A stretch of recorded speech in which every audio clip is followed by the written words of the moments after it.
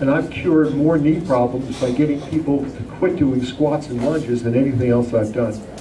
So the machines, if you're going to do the machines, be careful with the machines. Now, runners quickly say, well, if I can't do extensions and leg presses, how am I going to build my quad muscles? Well, there are a whole lot of things you can do to build your quad muscles other than extensions, leg press, squats, and lunges. Now, if you're doing squats and lunges and presses and you're doing fine, don't listen to me. Go do what you want to do. That's not a problem. But if your kneecaps burn when you're finished, don't do those things, because they will predispose to kneecap injuries. Okay, what else? Who plays soccer? Katie, you still play soccer? Donna, who plays soccer? We had an epidemic there for a while where runners love to play indoor soccer. Runners are not very good soccer players. Runners get hurt playing indoor soccer, so we don't have anybody playing indoor soccer anymore. Good.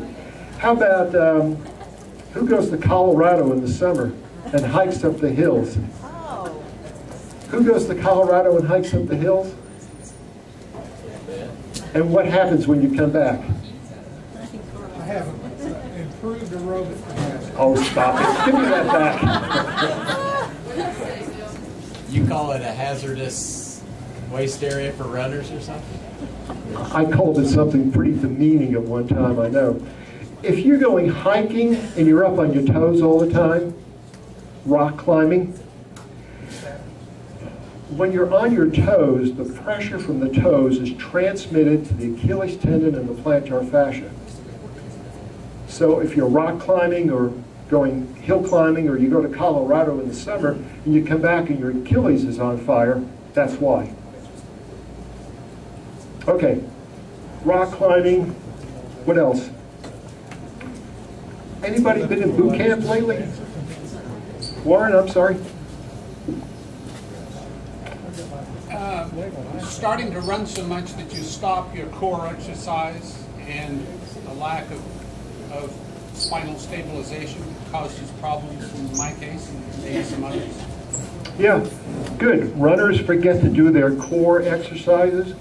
Just in general, when you run, you get a strong back, you get strong hamstrings, you get strong calves. You don't get a very strong abdomen, so you need to be doing some sit-ups. You don't get very strong quads, you need to be strengthening your quads, because you need a balance between opposing muscles. Your hand goes down with one group of muscles, your hand goes up with a different group of muscles. You've got to have comparable strength in the two groups of muscles for all the muscles to function efficiently. So if you're running and you have all this stuff strong in the back of your body, you've got to balance it with strong stuff in the front of your body, and Mark can talk for hours on core strengthening.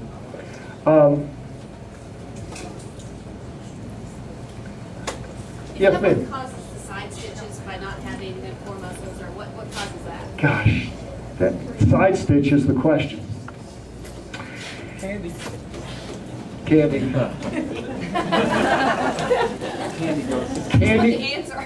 Candy deficiency. I'm sorry. A candy deficiency causes side stitch. The side stitch is a whole other talk. We'll talk after about side stitch. Side stitch kept me from doing my. Side stitch kept me from my only ever lifetime opportunity to run a sub-3 marathon, and that's what killed me. So I want some sympathy too. Boot camp. Who's been in boot camp? What do you do in boot camp? Push-ups. Push-ups? You can do push-ups. What else? Lunges. Climbs. Who? Run stadium stairs. Who? Say it louder. Plyometrics. Write that down in capital letters. What are plyometrics, Jackie? They're explosive movements. Explosive movements. Hopping, skipping, jumping. That makes her explosive. There you go.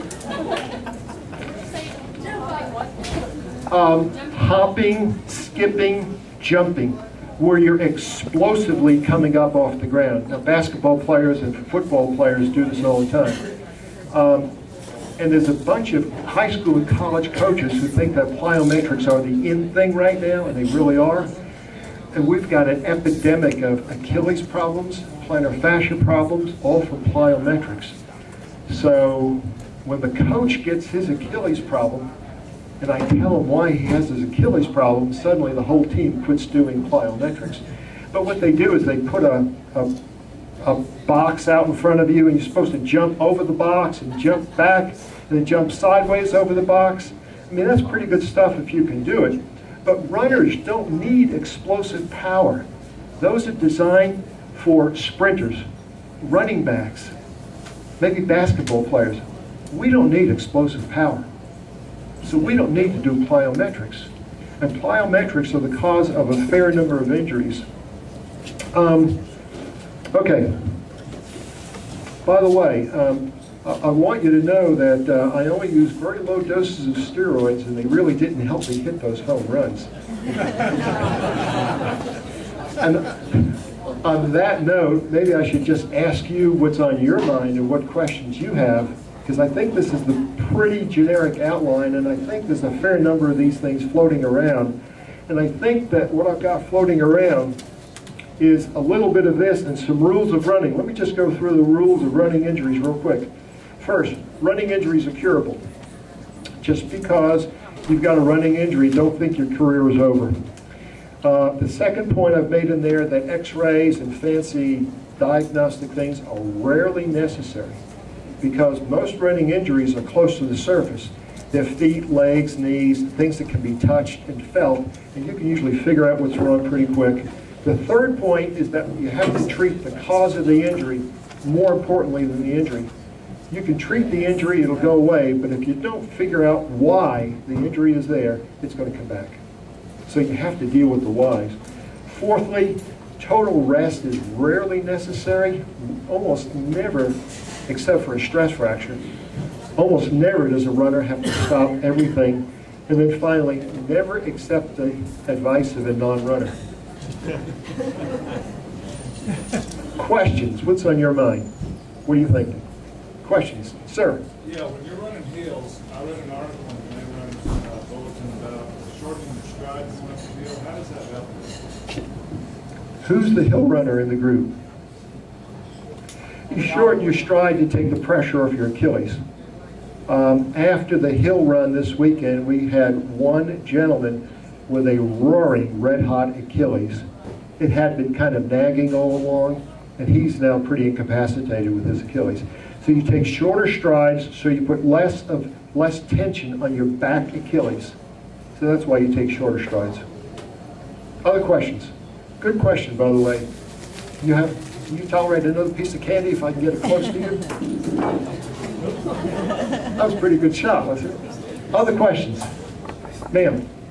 As far as the stress fractures go, if you've already had one or two of them, what can you do to prevent any more stress fractures? Where were they? Ankle? The little bone on the outside? Is your pronation corrected?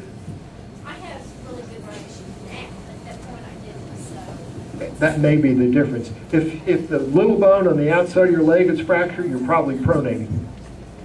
And yes, you need the right shoes. Pronation is easy to fix. No problem. Yeah. Ma'am? I'm getting newer audits next week, and I'm wondering how many runs will it take for me to know if they're right or not? Like, how long should I give it? You're going to get the rigid orthotics? Yeah, if you're going to get rigid orthotics, there are multiple kinds of orthotics. Probably the only ones that really do you any good are ones that are pretty stiff. And what you want to do is first start walking in them and become comfortable walking in them, and then start doing shorter runs with them. What I tell people to do is to run a little bit in the orthotic, take the orthotic out, finish your run. You want to get adjusted to those rigid orthotics. They can be pretty unyielding sometimes. And if you need them, you need them. Not that many people need orthotics. I don't think. Other questions? Well, it's nice to come home and do one of these things for my friends at home. Thank you. Happy running.